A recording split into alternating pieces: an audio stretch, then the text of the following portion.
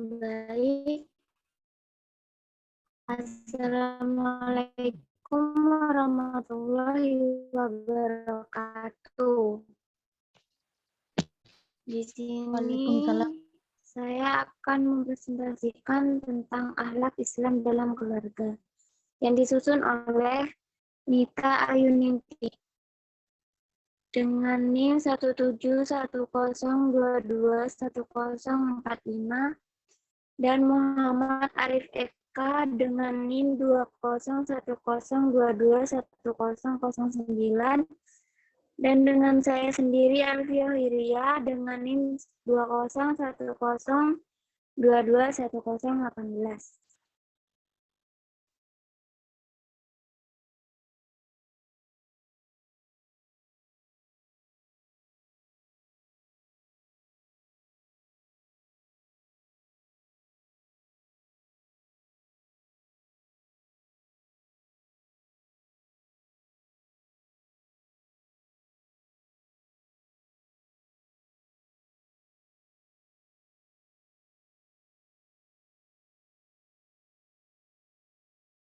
Baik, pendidikan akhlak dalam keluarga.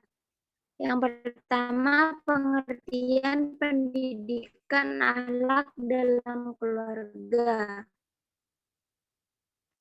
Pernikahan bukan merupakan suatu lembaga yang hanya digunakan sebagai legitimasi dan penutup aib dari para perilaku seks yang menyimpang atau hanya sebagai hubungan keperdataan antar seseorang laki-laki dan seorang perempuan. Pernikahan adalah ikatan lahir batin yang sakral dan merupakan salah satu kejadian penting dalam kehidupan manusia. Oleh karena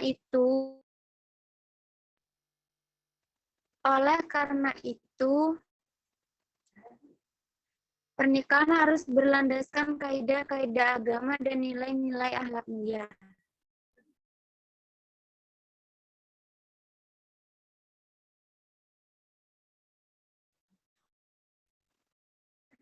Dalam pandangan agama dan akhlak, pernikahan hanya mungkin dilaksanakan antar seorang laki-laki dengan seorang perempuan yang memenuhi syarat dan ketentuan yang berlaku. Agama melarang dengan keras pernikahan sesama jenis, misal laki-laki dengan laki-laki, atau perempuan dengan perempuan, dan hubungan seks dengan sesama jenis. Perbuatan tersebut dilarang sebab bertentangan dengan fitrah manusia dan tujuan pernikahan, yaitu memperoleh keturunan yang baik dan menyalurkan nafsu dengan cara yang benar dan terhormat. Oleh karena itu, bagi mereka yang melakukan pernikahan dengan sesama jenis dan melakukan hubungan seks dengan sesama jenis akan mendapatkan sisa yang berat. Yang kedua, pengertian keluarga. Akhlak dalam keluarga merupakan sesuatu yang penting dalam kehidupan manusia. Akhlak yang dibangun baik sejak dini akan membangun kepribadian yang luhur sebagai seorang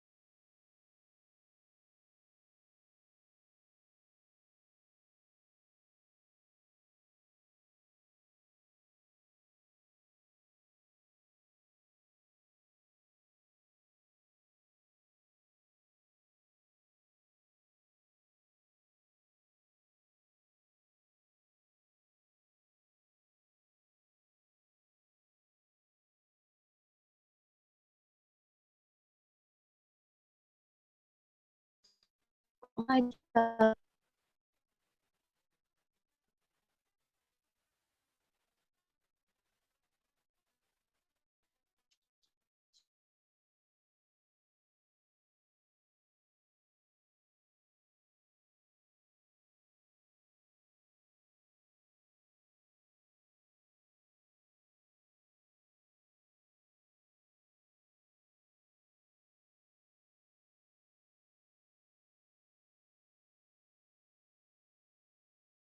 Mbak Nita, Pendidikan akhlak ini.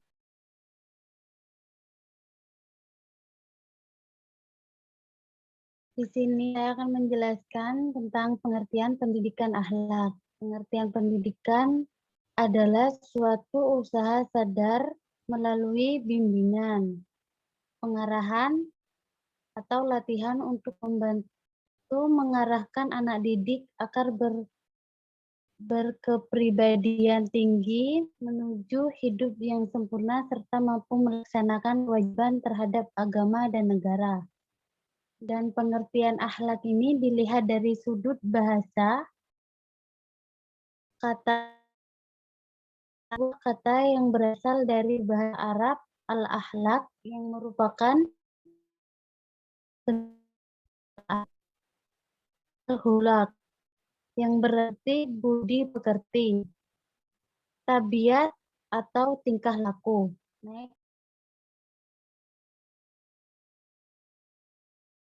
Selanjutnya saya menjelaskan pengertian keluarga.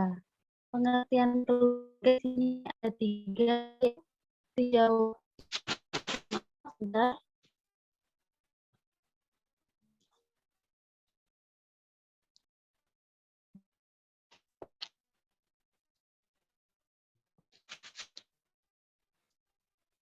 yang dari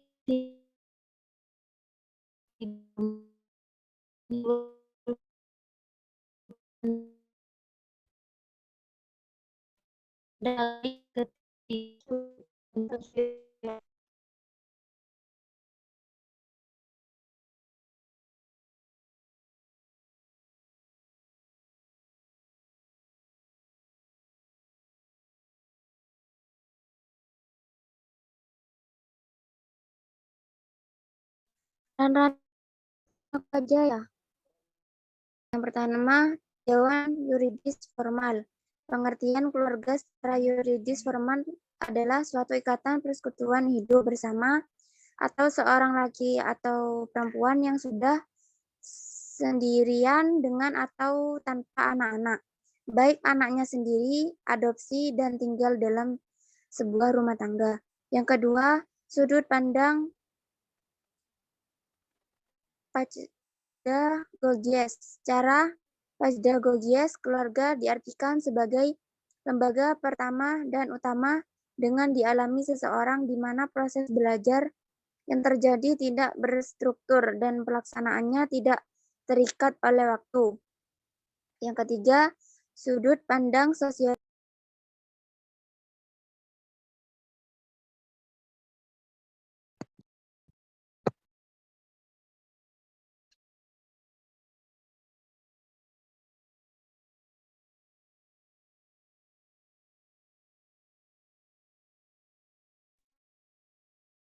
Sudut pandang sosiologis, keluarga diartikan sebagai unit atau umat terkecil atau umat kecil yang memiliki pimpinan dan anggota, mempunyai pembagian tugas dan kerja, serta kewajiban bagi masing-masing anggotanya. Lanjut, Ran.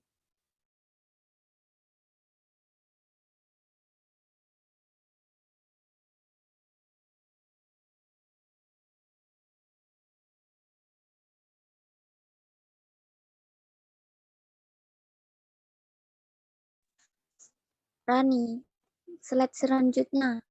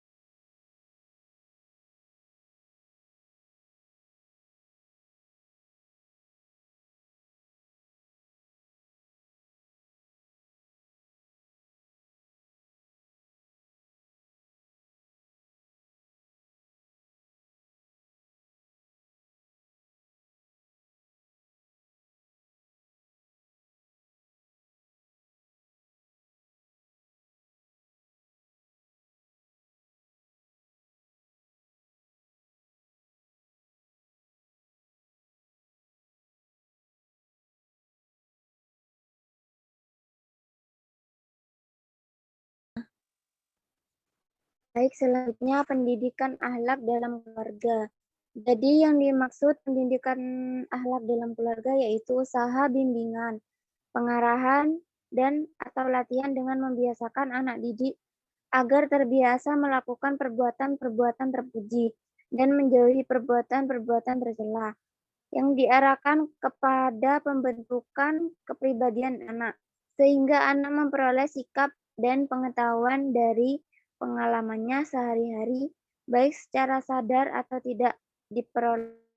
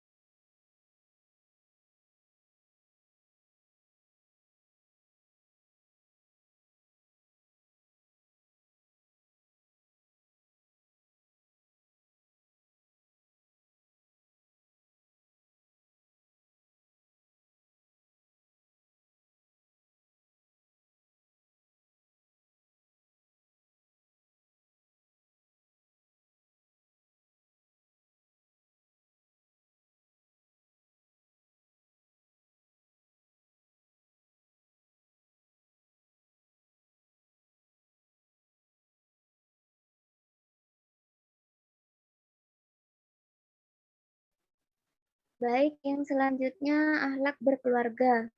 Dalam pandangan agama dan akhlak, pernikahan hanya dilaksanakan antar seorang laki-laki dengan seorang perempuan yang memenuhi syarat dan ketentuan yang berlaku. Agama melarang dengan keras pernikahan sesama jenis, atau laki-laki dengan laki-laki atau perempuan dengan perempuan, dan hubungan seks dengan sesama jenis. Perbuatan tersebut dilarang sebab bertentangan dengan fitrah manusia dan tujuan pernikahan, yaitu memperoleh keturunan yang baik dan menyalurkan nafsu dengan cara yang benar dan terhormat. Oleh karena itu, bagi mereka yang melakukan pernikahan dengan sesama jenis dan melakukan hubungan seks dengan sesama jenis akan mendapatkan siksa yang berat. Yang terakhir, pernikahan juga tidak